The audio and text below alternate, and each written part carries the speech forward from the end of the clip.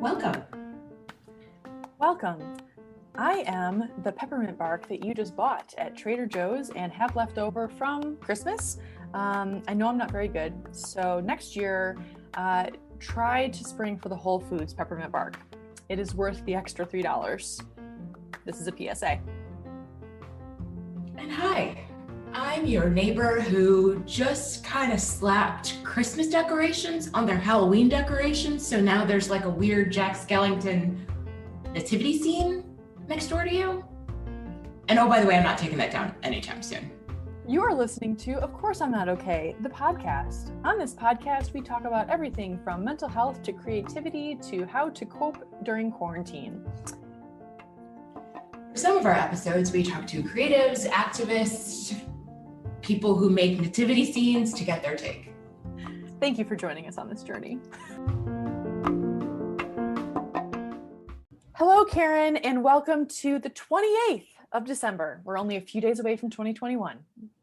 Hey, Katie, it's so good to see you. As we wrap up this fucked up year. As we wrap up this fucked up year, yes. I mean, you're the one who told me recently, and I actually heard it on the radio, a rap song called F 2020. Listeners, if you have not yet heard it, it's kind of catchy, actually. And it's by I don't remember the name of the band. Avenue Beat. Avenue Beat. Yes. So they basically, what was it? They put something on, it was like three women who just put something on YouTube and then it got picked up. I think it started on TikTok. It was like a 90-second clip on TikTok. I don't know if it had been a full song before that, but super catchy. I saw it on Twitter, looked at the TikTok. Then I saw that it was a single on Spotify, and now they're everywhere. You heard it on the radio. Literally, I seriously went to the grocery store because I needed some chocolate at 8 p.m. the other night, which listeners, you'll be hearing later in this podcast that Tuxedo Chocolates is a thing. And I'm excited for that to happen because I don't want my late night runs or my midnight runs to continue to happen. But because they were happening at the time, I turned on the radio and I was like, what is this? And it was a song that seriously was like, I thought they bleeped out the F word, but I'm not actually positive about that, honestly. And it was F 2020. And I was like, wait, this is a song? Like, this is real. Like, this is not a commercial. And so, yeah, that's the world we're living in at the moment. Yeah, it's an anthem for our times, for sure. It totally is. And I cannot tell you how many Christmas cards I got or holiday cards that I got this year that actually referenced like, screw this year, welcome 2021. Like, I mean, they're funny because I was like, wow, like the people who make, holiday cards are, like they're smart to like basically go with what people are actually saying versus just like everything's rosy and perfect. Absolutely. They're leaning in. Yep. They are. And so yeah, I mean, now that it's after the holiday, it's interesting. It's like this like in between period where no one's working and people are just kind of hopefully relaxing and catching up on all of the Netflix that they've missed and just doing nothing. I hope. I will say Rebellious sent a newsletter today and we did get a lot of out of offices that said that people were returning to the office on the 28th. So if that is you, I am sorry. I know. Yeah. I am so grateful to you, past Karen, for taking these 2 weeks, insisting on taking these last 2 weeks of the year off. So I'm off next week too, but I think a lot of people are going back to work. You're right. And that's definitely worthy of like mentioning because if you are someone who is going back to work, we see you and yeah, I mean, thank you for working, especially if you're a frontline worker. I mean, a lot of people don't have choices of whether to take off or not. I am very fortunate also to take off this week. And yeah, it's just interesting though, like as I feel like there's always this like natural inclination to, to think about like, oh, how was the past year or what is the next year going to look like? And I don't know. I feel like that's the topic of the day for us. It's kind of like, I love this idea that you mentioned before we press record of, if we had a time capsule, like listeners, if you grew up anytime before the 90s, basically, maybe they did it in the 90s. I actually don't know. But but there was definitely a thing where you like put, you know, like in a box or something, it most likely decomposed if you waited too long, but like you put all your stuff that you loved, like your stuffed animals or your like letters or whatever it is, things that you loved, and you put it and you made it into a time capsule and you buried it in your backyard. I remember doing that as a kid. Oh my God. We didn't do it. I remember doing it in school, I feel like. Either Ooh, opening a time capsule or creating one in the 80s when I was in yes. elementary school. Yeah, Yes. this was the thing. Yes, I actually have an experience, a few experiences from yoga retreats that I've gone on where I'll be like in this really beautiful state and I'll have been finishing this yoga retreat and the yoga instructor will say, "Hey, why don't you write a letter to yourself from this place? Like write a letter of like how you're feeling and like what you want your life to look like or what you want your next year to look like. And I'm not going to tell you but you're going to give this, you know, letter to me and I will send it to you sometime in the next 12 months." And it's really interesting because I've done that, I think, twice. And I've gotten the letter in the mail, of course, completely forgetting that that's even a thing. Like there's no Totally. way that I would be like, oh, I'm waiting with bated breath. But like the point is that like I'll open it and I'll be like, holy shit. Like it's like the day that I need to open it because it's like, you know, I'm having a bad day or bad week or whatever. So time capsules are an interesting concept. I love it. I love the idea of that. I feel like we did that for Body Love. Didn't we do that at Body Love Live? I'm referencing an event that Katie and I put on together 3 years ago now. 3 years ago. It was like attached to a column that I wrote for Rebellious for a while that was all about body acceptance. And did we do it where people wrote letters to themselves like about how much they love their bodies? Is that what? I think it was. I think we did it. I feel like you mailed them. You're a hyper organized person. I feel like you actually gathered them up and you mailed them to people. I believe you. I don't remember it. I might be organized, but my memory is not amazing. I wish I was more like an elephant, but that's a beautiful concept. I love that. Yeah. Wow. But yeah, I mean, I think if we're thinking about 2020 and like putting things into a time capsule, maybe physically, emotionally, mentally, what would we put into a time capsule to maybe open in 10 years, 15 years? Like what do Ooh. we want to remember? Oh God. I mean, definitely. I have been trying to purge holiday cards because I hold on to them and it's just like, oh, that's great. My friend took, sent me this Christmas card of their kid who's in college. I feel like I can maybe get rid of this now. But I feel like I will keep the Christmas cards I got this year because they Oh, are really funny. You're right. yeah. Like, yeah. That's a really good one. That's a good one because it's like they're so different than what we usually get and like Yeah. they're in a lot of ways more honest, I think. Yeah. Yeah. Yeah. I will say that my Christmas card wasn't super honest. If it was honest, if my Christmas card was like, happy holidays, we moved, we're doing a new like we're on a new adventure. I think if I was really honest, I would have been like, I had multiple mental breakdowns this year. And then that culminated in like us moving, which was a positive, but then that subsequently resulted in another mental breakdown. And then now I'm good. So happy New Year. Maybe that's what I should have put on my Christmas card. That could be your Happy New Year card. You could just keep sending them. There are going to be more and more events happening. You're so right. Yeah. You're so right.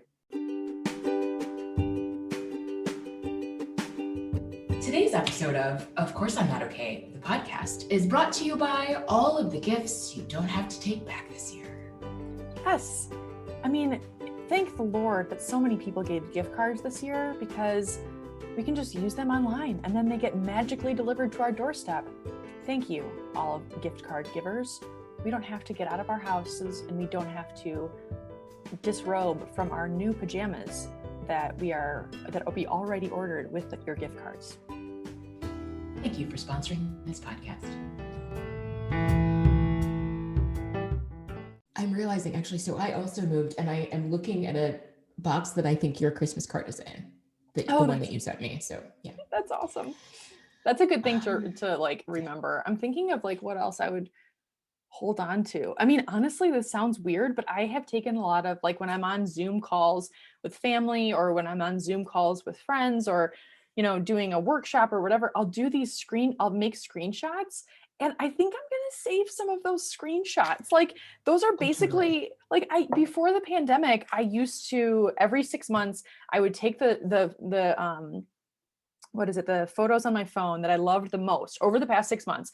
And then I would print them and then I would put them on my refrigerator. And so my refrigerator was like a collage, but every 6 months it would change. And it would always be the 6 months prior. And I loved that tradition that I kind of built up over the past couple of years.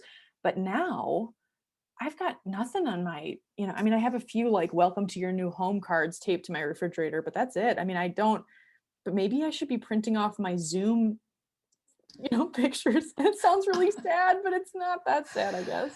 No, I think that's great. I mean, I feel like there's something cool about the fact that they'll all look the same. They're like Polaroids. Yes. Polaroids always have that frame. So I feel like if you think of it that way, it's kind of cool. And I have a ton of photos from like the Zoom wedding I went to. Yes. Right. So. And that's I beautiful. think that's cool. Right. Because it's like, if you actually went to that wedding, you probably would like want to save a picture of like you all, with the people who got married, like taking a photo, like, of course, like that would be normal. Just because it's on Zoom doesn't mean it's not normal. That is normal now. Well, it's the new normal. It is the new normal. What else would I save? Oh, I might change my mind about this, but at the end of last year, I bought like literally a 5-foot by 4-foot wall calendar for my office. Nice. It is enormous. It's like the kind you see in like an elementary school classroom. It's huge, and you can write it. It's dry erase. And that's really smart. Oh my God, I was so proud of this fucking calendar. And I was like, I had it up on the wall. I had all of our special issues for the year. I put everybody's birthdays on it. It was just this like centerpiece of my office. And I'm gonna keep it, even though 9/10 of those things did not happen. I mean, people's birthdays happened, but like everything else, no. Yeah. I'm keeping it. Yeah. Right. It's a time capsule. It's like, it's a moment in time that we're just like, okay, we want to remember this. I mean, it seems almost weird to me even talking about this, because I know that like in my mind, I'm like, do I want to remember 2020? Like, do I? And then it's like, yes, I do, because this is one of the weirdest years, at least in my life, that I can remember. And by weird, everything is abnormal. I'm not seeing my family. I'm not seeing a lot of my friends. Like, we moved to a different state. Like I was telling Tyler the other day that like I have this feeling like I'm really starting to love Bend. I really am. And like I'm really happy about that. And I love our house and all of that. And things are really positive. And also true, like two things can be true that are very, very different. I kind of feel like, I don't know how to articulate this properly, but I kind of feel like we escaped something like in the pandemic. And so therefore, like, we're not experiencing our city like we normally would, like 100%. Like there's nothing to say about that. That's the whole world. Like, we're not going to live music. We're not doing whatever. But part of me feels like, okay, when the pandemic is over, when we're all vaccinated, which hopefully will be next year, will I wake up and be like, oh, like I'm coming out of my cave? Like, I kind of feel like I'm in a cave. Does that make sense? It totally makes sense. Absolutely.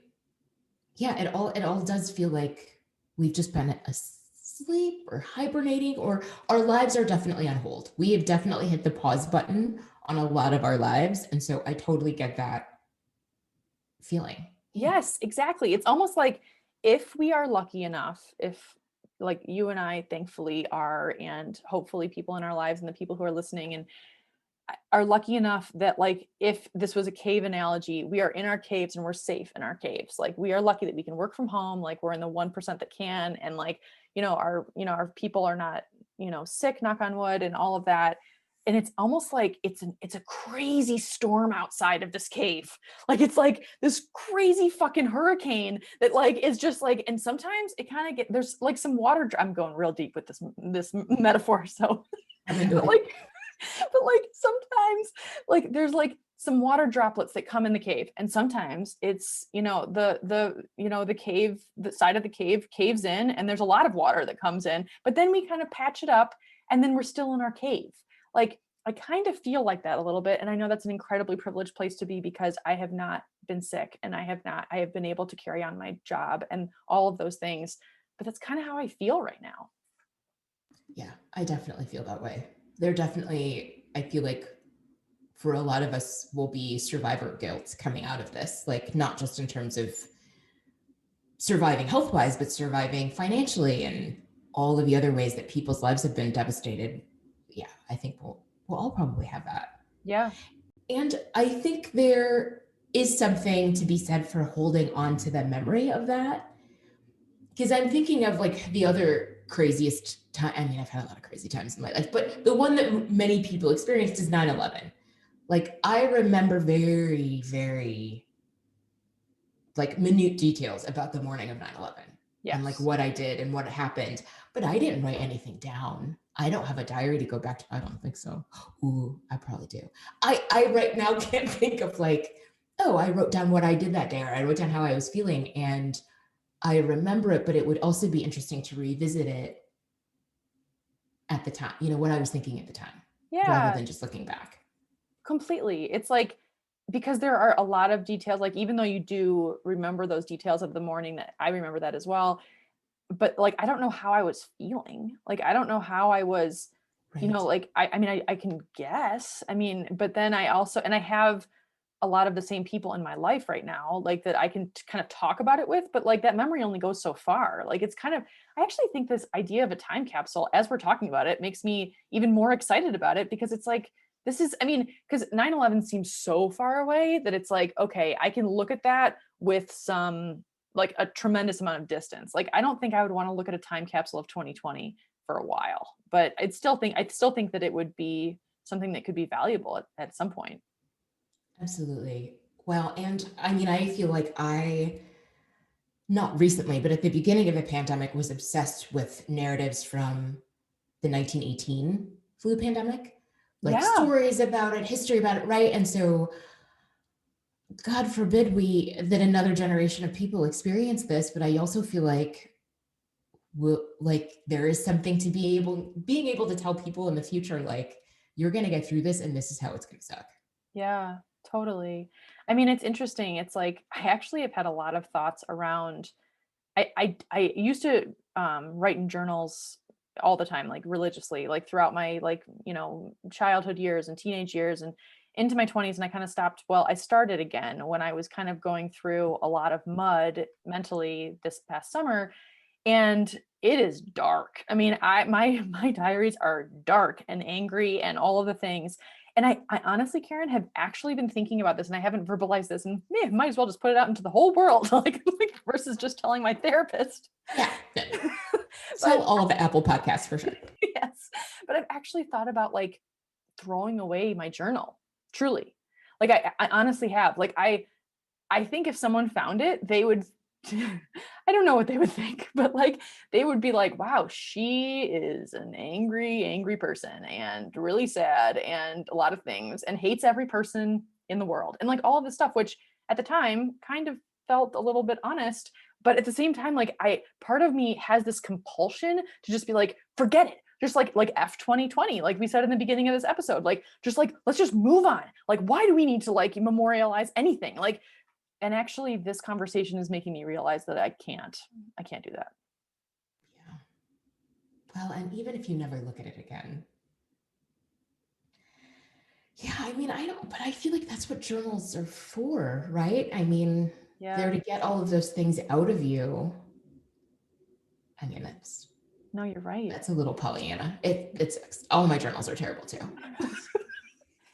I very rarely will write like, today was the best day of my life. Like every once in a while, but I mean, instead I'm just like, I'm going to have a glass of wine and like, I'm just going to toast a really great day versus I'm going to sit down in my journal, which I know that's something I want to change about myself as well. Well, I feel like now we have social media. If you're having a great day, if things are awesome, that's what Instagram and Twitter and Facebook are for. Like, I feel like journals are for all the dark shit, and like the happy days are here. Take that, Instagram. That is so true. I wonder if there had never been any social media, if journal sales would just skyrocket.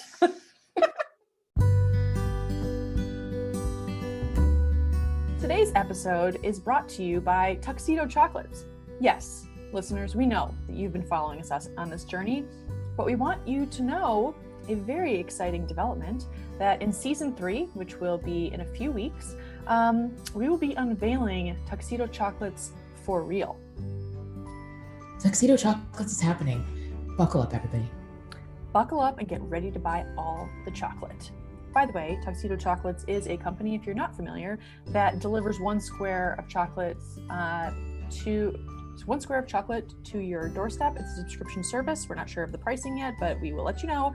And it will be delivered by a tuxedo-clad man. So get excited. Tuxedo Chocolates 2021. Thank you for sponsoring this podcast.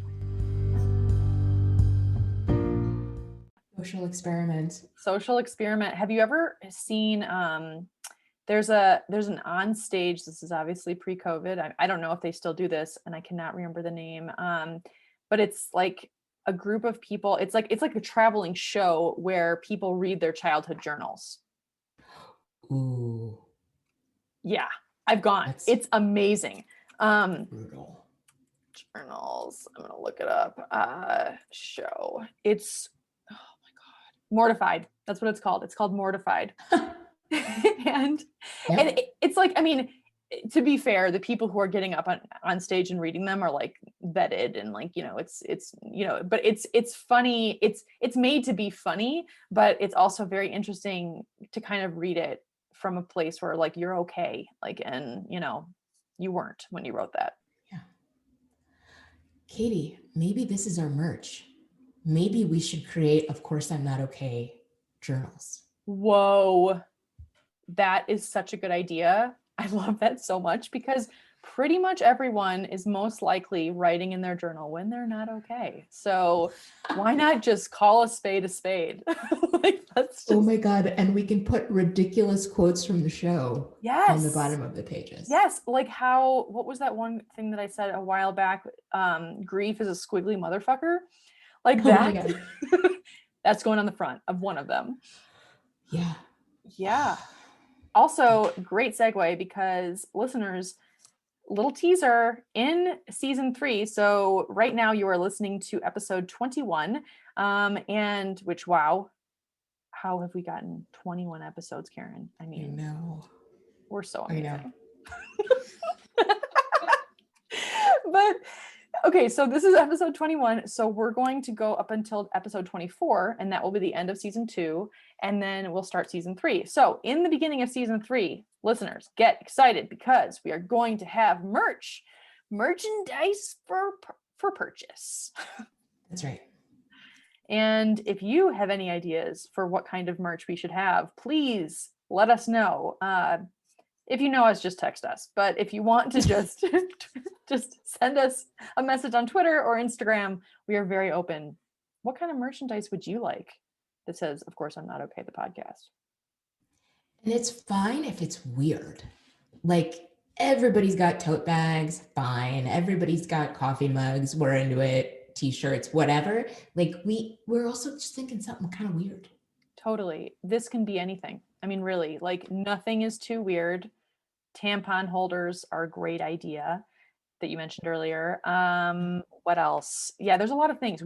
We have a whole list, and so nothing is too weird. Please let us know what you're thinking. Headbands, face masks. Headbands. Oh my God, headbands. Like a sweatband when you're working out. Do people still wear those? Like the Let's Get Physical video. Oh Pajamas. Ooh, oh, that's a good one. Damn. Like nice PJs. Yeah. Oh yeah. Yeah. We're not going cheap here, listeners. We're getting really fine merchandise. Onesies. Oh, right. Snuggies and onesies. I have long wanted a onesie like for a very long time. And I've asked my husband for that. And not surprisingly, it's not super sexy. So that has never actually been a gift from him. It's okay. It's a little bit like saying, there are these giant granny panties. I'm going to need you to buy them for me. Exactly. Yes, please. They go up to my armpits and they're super comfy. So also granny panties could be some of our merch. Never know. Possibilities are endless, but Yes, I love this topic, this idea of a time capsule. And I think that I'm really going to think about it. Like maybe I'll even journal about it to just like kind of explain to my future self how I'm feeling right now and the good things, the not so good things that happened this year, and just a gift to my future. Absolutely. Well, and I also feel like this podcast is a time capsule. Oh, yes. I mean, we've got 21 however 21 many episodes. Yeah, of a pandemic time capsule. exactly. And this will live forever on the internets. So that's exciting. We can come back to this when we are very, very old, and we'll be on like our 750th episode. Actually, maybe we won't be that old. You know what? That could just be the infancy when we're going to become podcast famous people. I don't know. In 30 years, will podcasts be a thing? I don't know. Who knows? Who knows? Yeah. It's interesting. But anyway, well, Happy New Year, Karen. Happy New Year. I hope you have a great end of 2020, and I'll see you in a few.